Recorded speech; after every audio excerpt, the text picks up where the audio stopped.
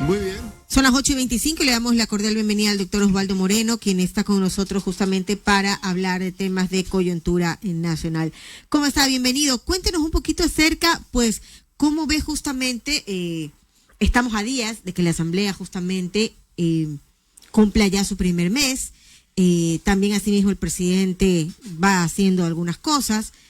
¿Cómo analiza todo este panorama? Sobre todo cuando la gente en las calles se pregunta ¿por qué cuando hay temas más importantes la Asamblea sigue insistiendo con un juicio a la fiscal? Doctor, ¿cómo está? Buenos días, bienvenido a Élite Noticias. Buenos días, ¿usted me escucha bien? Sí, claro, perfecto. Muy bien. Buenos días, un gran saludo a la distancia y a la cercanía, a toda la audiencia de esta institución de la radiodifusión, que siempre ha sido extremadamente generosa y paciente con quien habla. Yo creo que hay un desenfoque institucional desde la opinión pública, y lo digo con muchísimo respeto. Yo he revisado la Constitución, créame que desde el preámbulo hasta la última coma, he revisado el COTAC y he revisado el reglamento del legislativo, no recuerdo, le voy a decir el nombre exacto. No he encontrado en toda la normativa jurídica vigente, ya habría que hablar con un historiador si hay en otra parte, alguna ley que manifieste expresamente que la política de seguridad es competencia del Poder Legislativo. O sea, ahí creo que hay un desenfoque, creo que ya Lazo no es presidente, ya se fue, ya me parece que ese relato oficial de Lazo de culpar a la Asamblea de cosas de las que no tiene nada que ver. Quien delinea la política de seguridad y que está expresamente en la Constitución es el Poder Ejecutivo. Y si hablamos de los municipios pueden hacer barra, poner los almuerzos, los juguetes de los hijos de los policías en Navidad, los ventiladores, camionetas, gasolina, pero la política de seguridad es una política pública, ¿sí? Es una política que la ejecuta el Poder Ejecutivo. Ese es el primer paso. La competencia que tiene de acuerdo a la Constitución y el orgánico de la función legislativa, ya me acordé el nombre de la norma, pero créanme que he leído la ley porque he escuchado en distintos medios, espacios, y trato de descifrar, porque entenderá que yo soy un hombre dialéctico, yo soy un hombre que trata de contrastar, pues, ¿no? Entonces, a mí no me sorprende, o no le veo nada de raro, de que una fuerza política quiere ejercer el legítimo derecho que estableció en la Constitución de fiscalizar a determinada autoridad, no necesariamente en este caso a la fiscal, al Consejo de Ciudadana, al Consejo de Judicatura, todos los sujetos de control político están obligados al control político de la Asamblea Nacional. Que si nos gusta o no nos gusta, si no nos parece, si es que Twitter es tendencia, que la fiscal es buena o mala, las instituciones de nuestro país, entre ellas el Poder Legislativo, tiene toda la potestad de fiscalizar a la fiscal, al contralor, incluso al presidente de la República y a ellos mismos. Entonces yo no le encuentro ningún, nada de asombro de que la Asamblea, de que los legisladores quieran fiscalizar y legislar a un determinado organismo de control. Ahora, a lo de fondo, que creo que es más importante que un funcionario determinado, sea la fiscal, el Consejo de la Judicatura, etcétera, es la situación de seguridad que el país vive. Y a mí me queda claro que aquí hay algo fundamental, ¿ya? Yo creo que ya vivimos la experiencia de culpar a la Asamblea, al correísmo, a la Corte Constitucional, a la Radio Élite, Osvaldo Moreno, ya con Lazo vivimos el fracaso, ¿no? Guayaquil ya está entre las 5 ciudades más peligrosas del planeta. Si el gobierno nacional fracasa, y ojo con este dato, si el gobierno nacional fracasa, inevitablemente Guayaquil, si seguimos las estadísticas, el ritmo de crecimiento, los resultados, Guayaquil será la ciudad más violenta del mundo, ¿sí? Y esto de culpar a un gobierno hace 10 años porque resulta que el expresidente tal hacía la ouija y hablaba con Escobar hace 15 años y todo lo que pasa es producto de eso. O sea, ese tipo de cosas entre gente seria me parece que hay que repetir y buscar análisis, buscar, antecedentes, causas, efectos y ver el hoy. Ok, el correísmo nos plantea que con ellos eran 5 muertes violentas, perfecto, eso fue en el 17, ya hoy es otro Ecuador.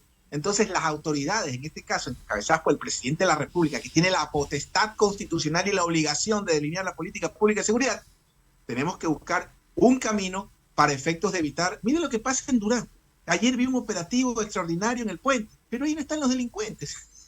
¿Me explico? Ahí lo que usted ha hecho es hacer tráfico, ahí lo que usted ha hecho es es, digamos, que la gente que va a su casa a regresar a Guayaquil se incomode, que no pueda comprarse el pavo para el 13º, pero realmente los operativos tienen que ser, digamos, en las madrigueras de los delincuentes, que no sé dónde quedan, por si acaso, eso es trabajo de inteligencia, pero me queda claro que es un puente todo lleno de cámaras a la luz del día y con tráfico rápido. Yo no creo que ahí es el lugar más indicado. Pero bueno, pero en todo caso es una acción. Porque mire, si el gobierno de Noboa fracasa, y esto es importantísimo, y esto es lo más preocupante, ¿ya? Si el gobierno de Noboa fracasa, si ya no hablamos de Moreno, que fue un temblor de 7 grados, no, de 6 grados, fue un remesón. El del Lazo fue un terremoto de 7. Ya el fracaso de Noboa sería un cataclismo. Ya sería una crisis institucional nunca antes vista, ya sería un debate de regresar a Colombia entre una unidad federal y que se nos respete la autonomía, porque no tendríamos Estado. Doctor Moreno. Es más, dígame. Perdóneme que yo lo interrumpa, le saludo a Julio César Saona. Ya. Hola César. Con un gusto. Perdóneme que yo vaya a ir en contra de lo que usted dice y me parece perfecto todo lo que está en el papel, pero lo que entiende el ciudadano de a pie es que necesitamos seguridad. La seguridad no está en el mármol de la Asamblea, está en la calle como tal. Entonces, a ver, aquí lo que más necesitamos, más allá de epítetos, calificativos, artículos y todo lo que usted me dice, necesitamos hagan algo por el amor de Dios, porque resulta que existe un delincuente que 34 veces ha estado dentro de lo que es la cárcel, pero ha salido porque la ley se lo permite. Entonces alguien tiene que acomodarme la ley, pues.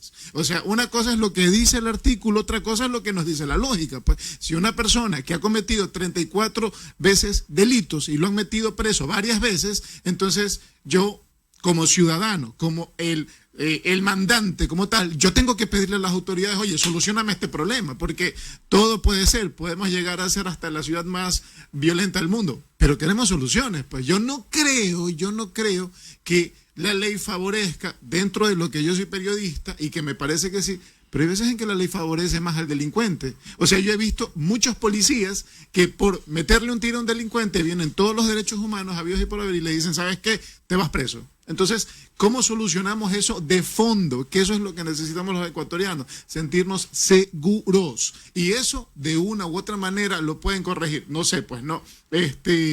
La Asamblea, la Corte, una consulta, el Ejecutivo, quien sea, pero que hagan algo, pues. Porque si no, nos va a tocar salir con el chipote chillón a defendernos, a sortearnos la suerte. Sí, totalmente. Mire, la primera parte, ¿sí? Lamentablemente hay que hablar del órgano normativo. O sea, el ciudadano de a pie por algo no está en la Asamblea. El ciudadano de a pie requiere que con sus impuestos, porque todos pagamos impuestos. El ciudadano de a pie, por ejemplo, no tiene la seguridad que tiene el asambleísta. El asambleísta, el de la Corte, el juez, todos tienen ya sus guardaespaldas.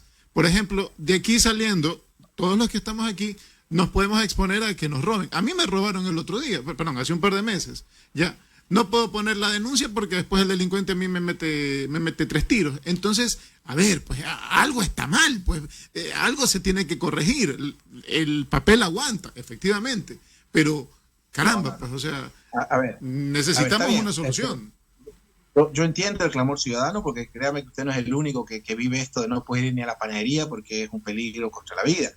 Pero, a ver, primero hay algo que se llama separación de poderes, ¿sí? Y el poder judicial, el poder legislativo y el poder ejecutivo, en teoría, o sea, de acuerdo a las normas, que si no hablamos de las normas, bueno, entonces volvamos a la época de las cavernas, o llamemos al rey de España para que ponga otro virrey aquí, o armemos el Tahuantinsuyo, ¿no? Porque una vuelta más. Lo que hacen los israelitas en Gaza, pues no había. Oye, pero sí pueden fiscalizar la Asamblea, sí puede fiscalizar a la Corte, pues, a los jueces. Sí, los jueces que les dan chance a los delincuentes para que salgan de una u otra manera sin ton ni son. Justamente hace poco estábamos hablando aquí con el panel de compañeros de que le dan un policía para que haya custodia a aquellos delincuentes que van a cumplir su pena en la cárcel. Entonces, perdóneme que yo le diga esto, pero algo a mí no me cuadra. Sí, totalmente, pero a ver, que una vez más, si vamos a volver a la etapa virreinal, hablemos de una vez con el rey de España y que nos traiga un virrey. O sea, que hay instituciones. Aquí esto se resolvió no hoy, hace exactamente 197 años, cuando se fundó, cuando se funda el país, realmente en Riobamba en 1830. A ver, la Constitución es muy clara. quien delinea la política de seguridad, quien tiene la obligación constitucional, porque esto no es de llorar de emoción porque en TikTok lo ven al presidente hablando inglés, porque usted puede tener un buen inglés y decir cualquier cosa, y no tengo nada contra el presidente, por si acaso. Entonces, ¿qué me dice la Constitución? La Constitución me dice que quien delinea la política de seguridad es el Poder Ejecutivo. Partamos de ese punto, ¿sí? Partamos de esa esencia, quien controla las cárceles, porque esto son cosas que no dice la gente o que no tiene por qué saberlas, pues, ¿no? Pero el SNAI, ¿sí? El SNAI, que está bajo mandato del Poder Ejecutivo, ¿sí? El SNAI es quien emite los informes para medidas, digamos, cautelares o para beneficios que tienen los detenidos. Es decir, si usted, como SNAI, emite un informe favorable para, no sé, si me ocurre Camargo o Hitler, ¿ya? El juez no se puede negar, porque es lo que se llama derecho. Ojo, yo soy abogado también, le comento, pero no soy abogado penalista. Pero en todo caso, el SNAI, que está bajo control del Ejecutivo, es el que emite pues ese informe. Si un delincuente, cualquier persona, puede pedir una medida sustitutiva, ¿ya? Eso dice la ley, ¿ya? Para que esa medida pueda ser considerada por el juez, debe haber un informe. Eso la gente no sabe porque la gente repite, ¿ya? El SNAI. Entonces, ¿quién controla el SNAI? El Poder Ejecutivo. Eso, claro, démosle espacio, tiempo, el gobierno se acaba de sentar, entiendo que la situación no es fácil, y hay que obviamente darle un margen de maniobra, y no sé si de prueba es la palabra nuevo gobierno, que esperemos por el amor de Dios a Santa Marinita de Jesús de que tenga éxito. Entonces no es tan simple como que los jueces son esto, no. El SNAI esos son los poderes cuando trabajan en conjunto. En el caso del Poder Legislativo, por supuesto que yo creo que tiene que haber reformas, pero esto no se resuelve haciendo la cárcel más grande del planeta o metiéndole bala a todo lo que se mueve en un barrio marginal. No, esto es más de fondo. Este es un problema de políticas públicas, de políticas de Estado de seguridad que no existen, que fueron desmanteladas o destruidas a partir algo al final del gobierno de Moreno y a partir del gobierno de Lasso. Mire usted la inversión. Por ejemplo, El Salvador. Todo el mundo quiere un Bukele. Pero lo de fondo de Bukele, en mi caso no estoy de acuerdo, esto no se resuelve haciendo cárceles gigantes, esto se resuelve con movilidad social, inversión social, más escuelas, universidades, espacios verdes, etcétera. Pero hay algo que sí hace Bukele que es resaltable y admirable. Es cuánto invierte el Estado salvadoreño en seguridad. 5 puntos de su Producto Interno Bruto. ¿Cuánto invertía el Ecuador durante el correísmo? Y tengo que decirlo, yo ni lo conozco ese señor. Casi 4 puntos del Producto Interno Bruto. Con el gobierno de Lasso llegamos con suerte al 2.5. Entonces, empecemos un poco como, bueno, ¿qué es lo que sucedió? ¿Cómo este país, de tener 5 muertes violentas por cada 100.000 habitantes, de tener a las ciudades, como 5 o 6 ciudades entre las más seguras del mundo, Ambato, Quito, a lo que está sucediendo? Mira el caso de Quevedo. Eso no sucede porque, ya le digo, porque el gobierno anterior con Escobar durante la Ouija se reunían en la madrugada para que 10 años después, ese tipo de estupideces son las que nos tienen así, por no exigirle a las autoridades, de acuerdo a lo que usted plantea con la indignación, justificable totalmente. Yo lo entiendo, yo también soy ciudadano, yo no ando con mis guardaespaldas. A mí mi mujer ya me tiene prohibido la entrevista, le cuento, yo hago esta concesión con Élite porque es una institución que creo que es un prestigio para mí que ustedes me entrevisten, y mucho más con una periodista de la magnitud de la que me está entrevistando y usted. Entonces, el tema pasa por entender el problema de fondo. Es una política de seguridad, pero admiro lo que dijo el gobernador Molina, no sé si usted lo escuchó. Él dijo, yo estoy en una guerra, pero si mis hombres no están alimentados, preparados, incentivados y bien pagados al día, yo no puedo luchar una guerra. Y ahí usted ve la diferencia cuando no ponen un novelero, sino una persona que conoce el campo de batalla, porque esto es una guerra. Entonces, en ese contexto, yo lo que creo es que el Poder Ejecutivo debe aplicar toda la fuerza del Estado con toda su fuerza. Si el SNAI, por ejemplo, no emitiera los informes favorables de buena conducta, no saldría el 90% de los presos que efectivamente salen con 8, 30, 40, 50 detenciones. Pero es el SNAI. ¿Y quién controla el SNAI? El Poder Ejecutivo. Un juez no se puede negar, un juez se puede ir preso, o si no se va preso, pues su jubilación no va a vivir en paz, sino con todos los juicios que le va a poner ese detenido por negarle ese derecho. O sea, no es tan simple, mi querido amigo. Sí, es indigna, indudablemente, pero no esto es más o menos como cuando tú vas a un lugar y el sistema, no te puedo, se me ocurre venderte, no te puedo dar pastillas anticonceptivas porque eres hombre, se me ocurre, el sistema dice que eres hombre, no te puedo dar pastillas, se me ocurre, o toallas de aseo, no puedo porque el sistema te rebota, ¿me explico? Entonces es igual, tiene que haber indudablemente una reforma, pero las reformas toman tiempo, pues. Las reformas tomarán 6 meses y un gobierno de año y medio, y como usted acertadamente plantea con la indignación que le da la legitimidad de ser un periodista de a pie, de la calle, un periodista de cobertura, ¿ya? Es hoy, la gente la están matando en este momento. Ayer veía un pobre hombre de Pascuales asesinado por una coima de $2 en Durán. A estos chicos los conozco porque yo viví toda mi vida en Durán. a los tricicleros que se paran afuera o se paraban afuera del shopping, acribillan a 9 personas que cobran 20 centavos por llevar al fondo donde no entran los buses. Pues por Dios, pues, ¿qué está pasando en este país? Y eso es competencia exclusiva del Poder Ejecutivo.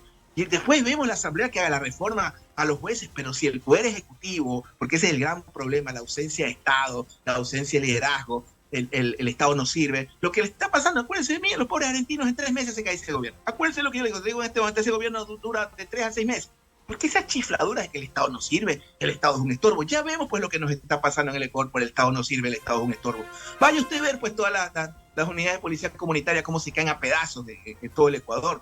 Vaya usted vea la cantidad de policías. Ya no hay ni siquiera prueba de confianza ni depuración, eso tampoco la gente sabe. La gente no sabe que hasta el año 2017, hasta junio del 2017, usted para entrar, mantenerse y ascender en la fuerza pública tenía que hacerse una prueba de confianza. ¿Qué es una prueba de confianza? Pasar por el polígrafo. A partir de junio, al mes que sale el presidente Correa, tiran abajo esa Osvaldo, queremos agradecerle por habernos acompañado en Élite el día de hoy y esperamos tenerlo pues en una próxima ocasión para seguir analizando la coyuntura nacional. Muchísimas gracias. Nos vamos a un corte y volvemos. Gracias a ustedes, un abrazo.